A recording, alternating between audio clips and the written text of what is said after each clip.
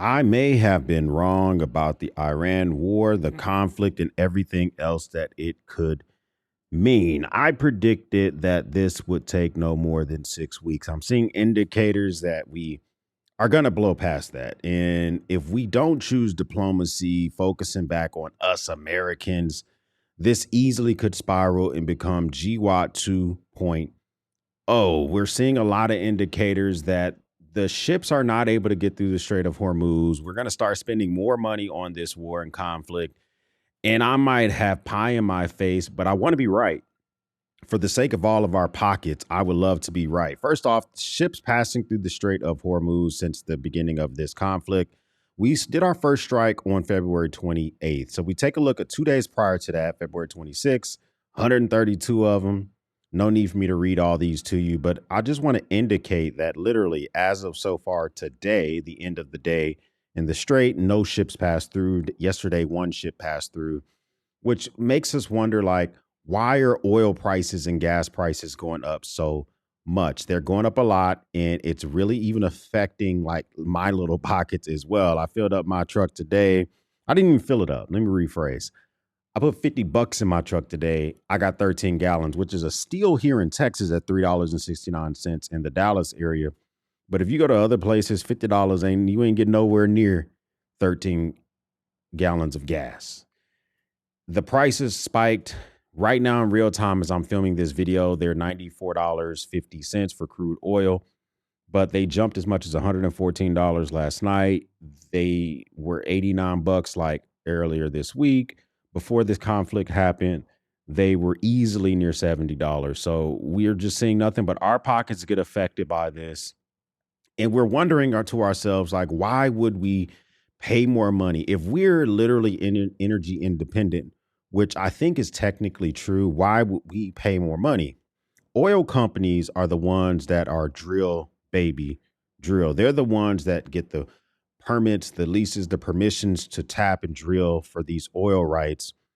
But they sell oil at market prices, at world prices, at global prices. So although Exxon and ConocoPhillips and the homie at BP might be drilling oil here in the States, ultimately they are out to make bread. They're out to make money. So if global prices are $94 a barrel, $200 for jet fuel, $100 in this for diesel or whatever, that's what they sell it for. Even if they're tapping that oil domestically, they don't give the homie the hookup because unlike Venezuela, our oil is not controlled like a socialism type of society. It's not controlled by the U.S. So those prices are not controlled by the U.S., even though it's U.S. or European countries that are tapping, or companies rather, that are tapping oil within our borders.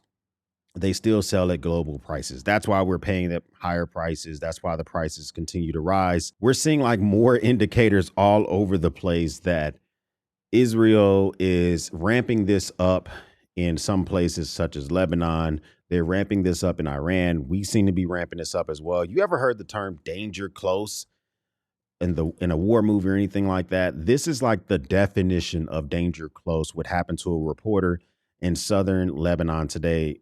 Let's take a look at what how close this strike was while he was reporting. The border, including the Al-Marj outpost opposite Merkaba, and carried out drone strikes on the Al-Raheb site near Aitan al-Shab. Further rocket attacks were reported against Nahariya and a minute.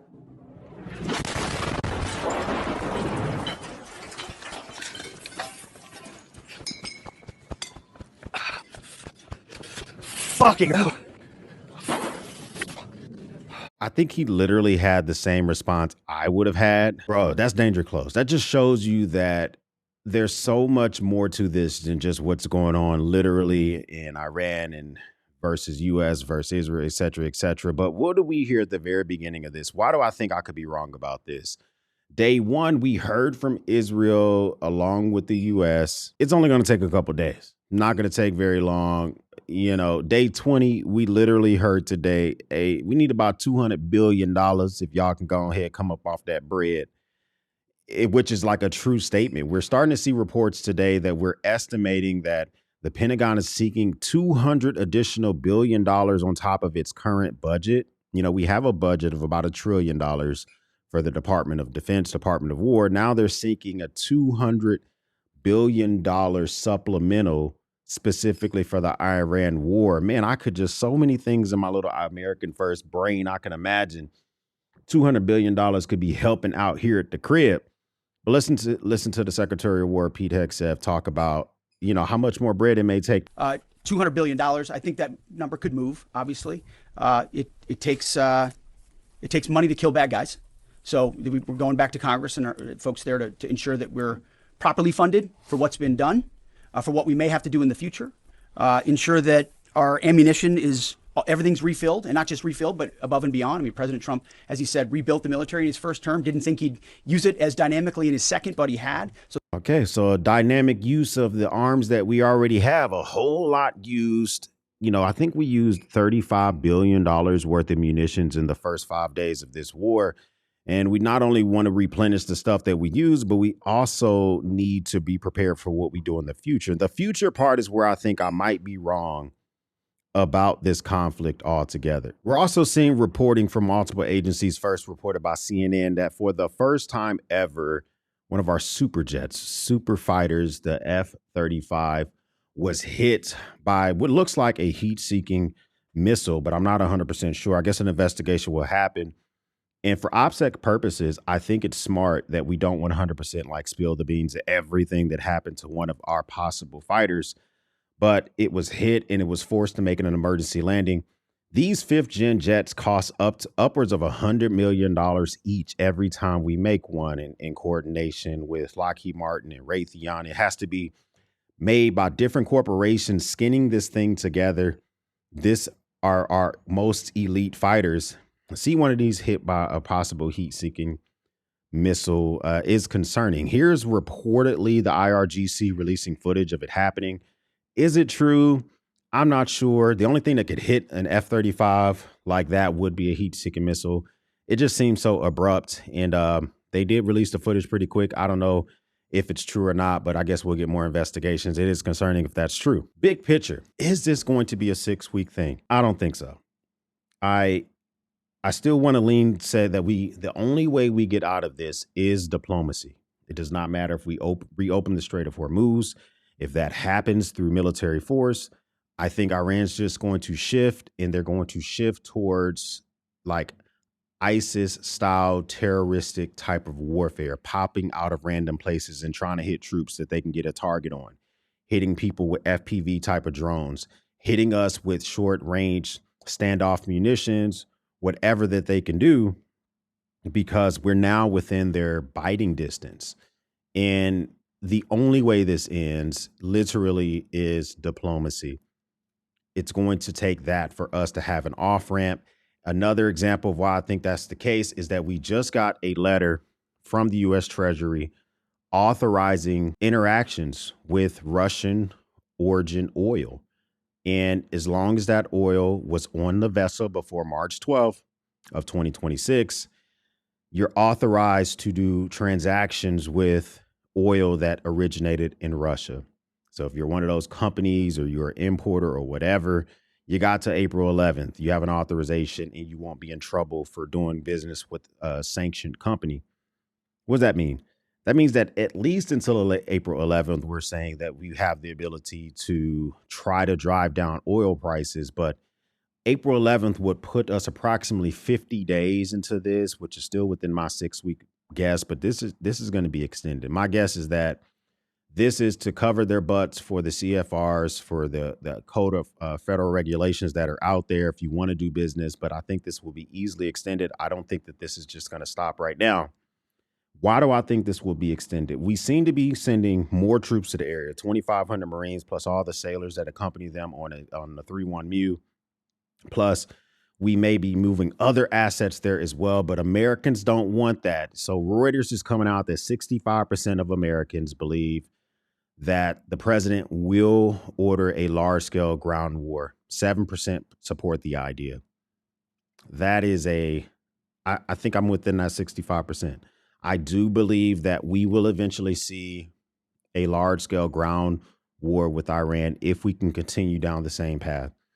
And that is the thing that has me the most thrown off, is that if we are able to do that, we're going to end up seeing that overall. So is that something I want to see? No. But do I think it is? Yeah, I think it's possible. Now, although I may be within that 65% that believes that we will go with some type of ground presence, the large scale ground war part, I don't know if 100% of Americans know what that defined meaning is. For me, large scale ground war will be 100,000 troops or more.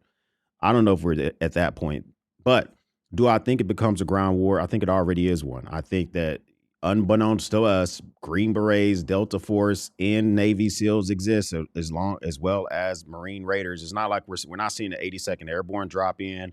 We're not seeing the 3-1 MEU hit the shores. We're not seeing that yet. But does it already exist that we have assets that are helping the CIA, et cetera, out in Iran? Yes, I think that already exists. Here's the president kind of reiterating that he won't put troops in Iran. Please. Mr. President, do you intend to lift sanctions on Iranian oil, and do you intend to potentially put U.S. troops or more troops in the region? No, I'm not putting troops anywhere. If I were, I certainly wouldn't tell you. Makes sense. You would not want to tell us, wouldn't want to forecast that. I don't think that's something that we 100% would want to forecast, but that doesn't mean it's something that is not going to happen. So a broader question has been, why are we not telling more of our allies about our moves beforehand? And then but we're also asking them to help us out with shit after we make those said moves. One thing that was asked about some Japanese reporter today while meeting with the prime minister from Japan was, why didn't you tell the Japan leadership, the prime minister specifically, about the fact that y'all were about to strike and make some stuff happen? And the president said this, and I don't know, it might be too soon for that, but let's just check this out. Japan and US are very good friends. But one question, why didn't you tell US allies in Europe and Asia, like Japan, about the war before attacking Iran? So we are very confused about we Japanese citizens. Well, one thing, you don't want to signal too much. You know, when we go in, we went in very hard, and we didn't tell anybody about it because we wanted surprise. Who knows better about surprise than Japan? Okay? Why didn't you tell me about Pearl Harbor? Okay? Right? You know, he's asking me, no, you believe in surprise, I think much more so than us. All right. So the thing that brought us into World War II, December 7th, 1941, attack on Pearl Harbor with Japanese kamikaze planes as well as torpedoes and missiles, or bombs rather. Does kind of feel icky to joke about that, but you know, it is what it is. You know, we already know how that comes sometimes. But I will say this: if we are going to reopen the Strait of Hormuz, and we're going to open it for it to stay open, it's going to have to come through diplomacy. We did hear from the G7 allies today that says they support the idea of opening the strait. U.S. allies do not see a realistic way of reopening the Strait of Hormuz without ending the war. The G7 countries have been discussing the way that they could help, but none of those ways have been sending security assets to the region. We saw countries come together and put out a joint statement in support of reopening the strait. None of them are saying like, hey, let me go ahead, fuel up the naval vessel. We're going to pull up real quick. We're not getting anything like that. So what does that mean? I think that this could be a long drawn out fight that we're not necessarily expecting to have. And this is going to take beyond the 6 weeks. My guess is still hoping that we find an off ramp. We weren't in agreement with the strike that Iran has been, or that Israel has been doing on Iran civilian infrastructure, like their oil and their natural gas and stuff like that. So maybe we say we're not happy with that and we pull chalks. Do I think that's going to be the final way that we do things? Probably not. But comment down below, what do you think? Is it going to cost us just a ton more bread to get up out of this entire situation, or are things looking up? Am I completely wrong about this stuff? I would love to know what your comments down below. First time stopping by, hit the subscribe button. I would love to have you part of the battalion. If this is not your first time stopping by, well, thank you once again for watching me run my grape. For everyone else, we'll speak soon.